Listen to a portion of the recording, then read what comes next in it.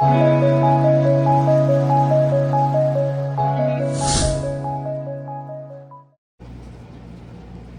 what's up guys? My name is Nick. I'm with Nick's Aquatics here in Illinois. Just poured myself a cup of coffee and I am ready to continue the journey.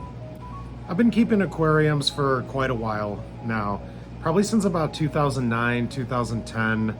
So 15, 16 years, plus a little bit of change when I was a kid. I shared a little bit about like some freshwater fails, and that's kind of what this is all about. This is all about sharing successes. You know, everyone wants to get on YouTube and talk about all the successes they had and their beautiful tank and the setup and progression of it. I think it's extremely important to share the fails as well. I didn't just start off with a 125 gallon mixed reef. I had to slowly get there. And actually when I initially got into saltwater, it was primarily because of the big weird oddities, you know, the predator fish. I had to have a saltwater tank because I absolutely loved puffer fish, porcupine puffers. I've had porcupine puffers, stars and stripes, dog-faced puffers. I've had a lot of different types of puffers. I've also had lionfish, frogfish, the frogfish anglers, as well as just some weird inverts like arrow crabs and seahorse crabs, shoehorse crabs, horseshoe crabs. The very first saltwater tank that I ever had was after about a year of reading about it, going to the library, renting books, buying books, just living at my local fish shop. I didn't have a ton of money either. So I definitely had to do it on a budget, and I knew that walking down the saltwater route it can be very expensive. So the first saltwater tank I had, I think it was about a 40 gallon, and you know, for the most part it was a success. I mean, it was bare bones. It was I think a 40 gallon tank with a hang on the back filter, just some cheap lights, maybe some like $40 lights that I got. I don't think they were even LED. I think it was like a fluorescent, like a T5 bulb that was on there that I would manually turn on and off. And I would keep, you know, different puffers and the dwarf fuzzy lionfish in there. And that'd probably be the first thing that I talk about. It's not really necessarily a success or a fail. I would actually consider this a fail. Because again, you'll notice a common theme here is with that path that people that have come before me have paved. And when I start to veer off the path a little bit, and I want to pioneer into new things and just disregard what other people have said and just kind of do it my own way, that's when you can run into some serious problems. I'm gonna call it a fail because you shouldn't do this, and I knew you shouldn't do it. But the only reason that I'm bordering between success and failure is just because it doesn't work for somebody else doesn't mean it can't work for you. I know that's very vague, but the way that I keep my tank is not necessarily the way that you're going to keep your tank. Neither one of us are right or wrong. It works for what I do works for me, and what you do works for you. So the fail would be keeping puffers together. Generally speaking, they can be a bit territorial, they can be a bit nippy to each other. But I was actually in a 40 gallon tank, and granted they were juveniles. I'm sure if I had upgraded and as they grew I got them into a bigger tank, maybe I would have had problems. But I had a porcupine puffer with a stars and stripes puffer. Got along totally fine. Another one right along those same lines is I actually did keep inverts with them. So I did keep hermit crabs, snails, shrimp, and in particular I had a large arrow crab in with the porcupine puffer. By the books, that shouldn't work. However, for I want to say about a year, I kept them together, no problems. I was moving 3 or 4 of my tanks to a different apartment, and the saltwater tank was one of them I had to move. And of course, you know how moving goes. you get everything packed up, you're moving, you start at 7, 8 o'clock in the morning, and then before you know it, it's 10 o'clock at night. So that's kind of the position I was in. It was late at night. I had moved the saltwater tank, and then when I went to go fill it back up, I realized that I was out of salt. Now I knew that the salinity had to be at a specific gravity, so when I set it up at my new place, I realized I didn't have salt, so I had two options basically. I could leave the aquarium halfway filled and unfiltered, because remember I had a hang on the back, or I could use tap water, which you shouldn't use tap water on a saltwater aquarium. You need to use RODI water and then mix salt.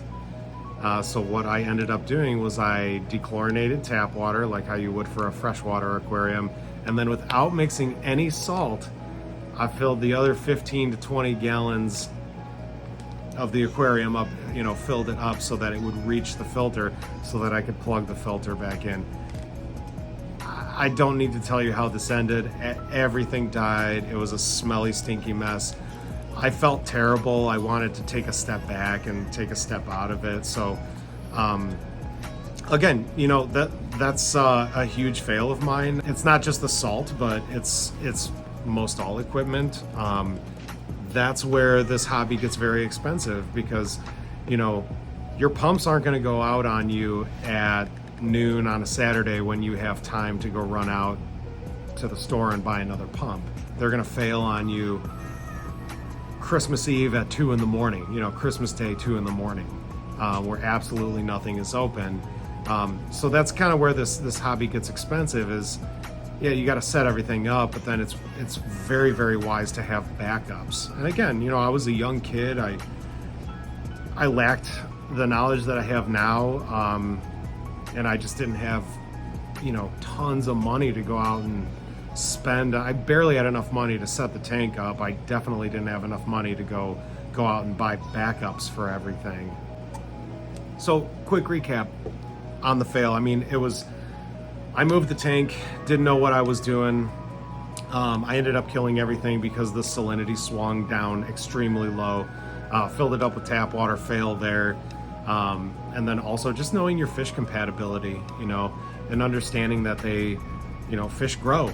A lot of times at fish shops they're sold as juveniles, and understanding how big those fish get is extremely important. And that is something that as a newer aquarist or fish hobbyist, I absolutely disregarded. I would see a 2-3 inch porcupine puffer for sale, and I was like, oh my god, he's so cute, he's so tiny, I'm gonna buy him, I'm gonna bring him home, and just absolutely disregarded that those things can get massive, and a 40-gallon tank would nowhere near be enough for him. So yeah, the moving is a big thing, and I'll be honest with you, no aquarium move goes to plan. There is no, this is the formula to move an aquarium. We've moved a lot of freshwater tanks, a lot of saltwater tanks. We've moved a lot of very simple systems, and we've moved a good handful of complex systems that require rerouting of plumbing when they're set back up. Another quick fail was understanding the importance of filtration as well. Understanding the difference between biological and mechanical filtration. So essentially, mechanical filtration is the removal of waste, and biological filtration is the breaking down of waste. So a good example of mechanical filtration would be like a protein skimmer. It's removing the waste, it's bubbling up into the cup, and something like macroalgae or bioballs or bio-noodles would be a good example of biological filtration.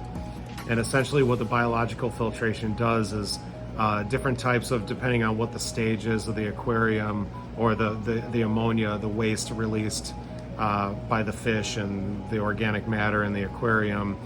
There's bacteria that live in all that porous surface area that'll remove ammonia and break it down.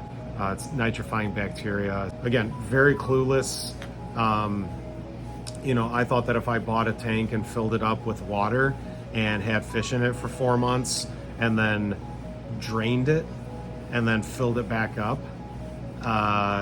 it was still my 4-month-old tank. But really, every time you drain an aquarium, you're kind of restarting that tank. Especially if you're, you know, if you got the tank drained, you're probably fooling around with the filter and cleaning the filter too. So you're essentially removing all that bacteria. And this goes for fresh and salt. So this was something that I was learning a lot in freshwater. But for some reason, I thought that saltwater was so much different. And it is a lot different from freshwater. I mean, there's a lot of intricacies, but you know, establishing bacteria in an aquarium, it doesn't really matter if it's fresh or salt. I mean, you essentially have to do the same thing for either a freshwater or a saltwater aquarium. And it ebbs and flows. I've found my niche after, you know, many years. I found that I really liked saltwater, and I specifically liked reef tanks. So saltwater reef tanks. I eventually kind of got out of the predator tanks, like the puffers, lions, eels, sharks, stuff like that.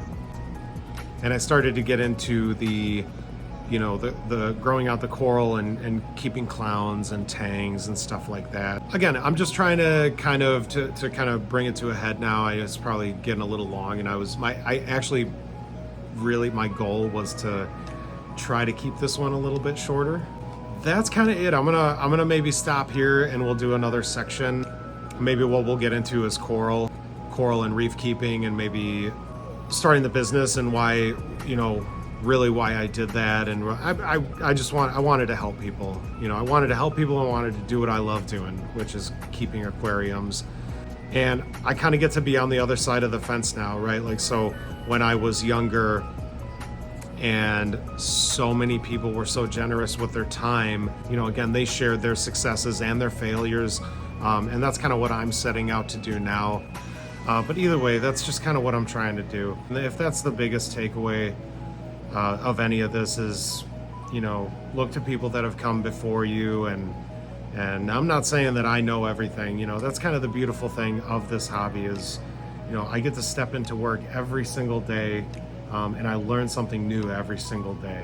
You know, just because you have 2 years of doing it and I have more, or you're a customer and you've hired us, that doesn't mean that I know more than you. You might be doing something differently that I could put in my tool bag, you know.